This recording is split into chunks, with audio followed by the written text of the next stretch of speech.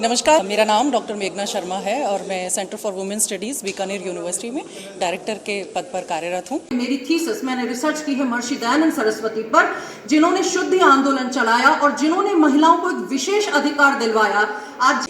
आज जो ये प्रोग्राम हो रहा है ऑल इंडिया वुमेन्स कॉन्फ्रेंस द्वारा बीकानेर शाखा का ये कार्यक्रम, मैं आपको बताऊं, जब से मैं बीकानेर में आई हूं मैंने ऐसा कार्यक्रम ऑल इंडिया वुमेन्स कॉन्फ्रेंस का बीकानेर में होता हुआ पहली बार देखा है। जब भी आप किसी आर्य समाज संस्थान में जाएंगे तो आप सिर्फ ये एक ऐसी ही संस्थान है, यही एक ऐसी संस्थान है जहां हवन करवाने का अधिकार महिलाओं के पास सुरक्षित है।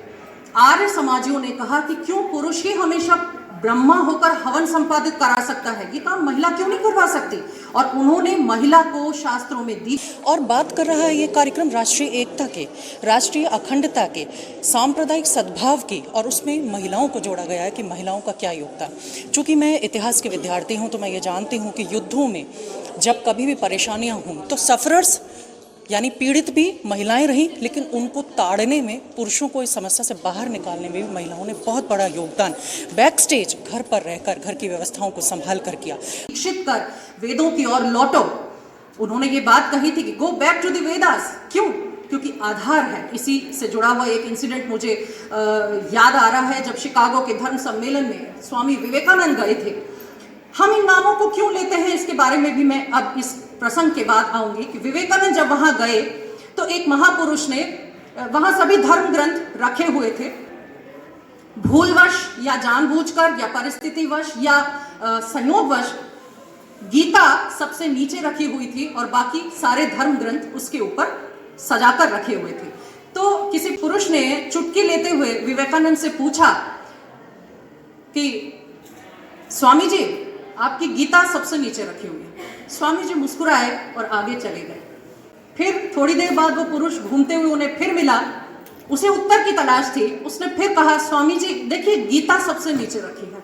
स्वामी जी फिर मुस्कुराए, आगे चले गए और फिर उसने अगले गेट पर उन्हें रोका और फिर कहा कि स्वामी जी मैं इस बात का उत्तर चाहता हूँ, आपकी गीता सबसे नीचे रखी हुई।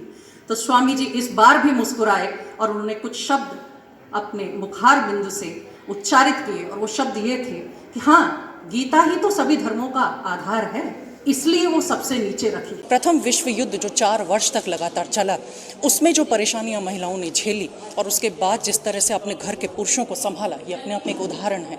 तो स्त्री को अगर हम मान रहे हैं कि वो उत्पीड़ित रही है पूर्व में, तो वो आधार भी रही है, क्योंकि आधार है तो अक्सर जो सबसे नीचे वस्तु रखी होती है हम उस पर सबसे कम ध्यान दे पाते हैं।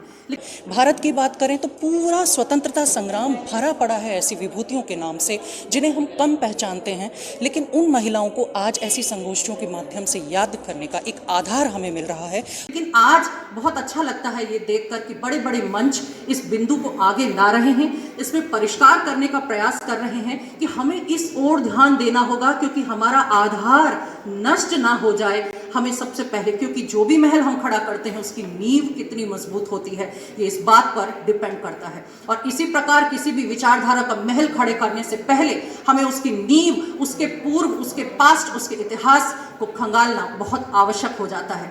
महिलाओं ने तो जेलों में जाकर अपनी गिरफ्तारियां दी हैं, और इस बीकानेर में इतनी बड़ी बड़ी महिलाएं, लेकिन स्वतंत्रता संग्राम में भी इस बीकानेर की केतुबाई ने अपने परचम लहरा दिए थे। और युवा शक्ति को जोड़ा। यहाँ कार्यक्रम में आप देख रहे हो कि बहुत सी युवा शक्ति बैठी हुई है।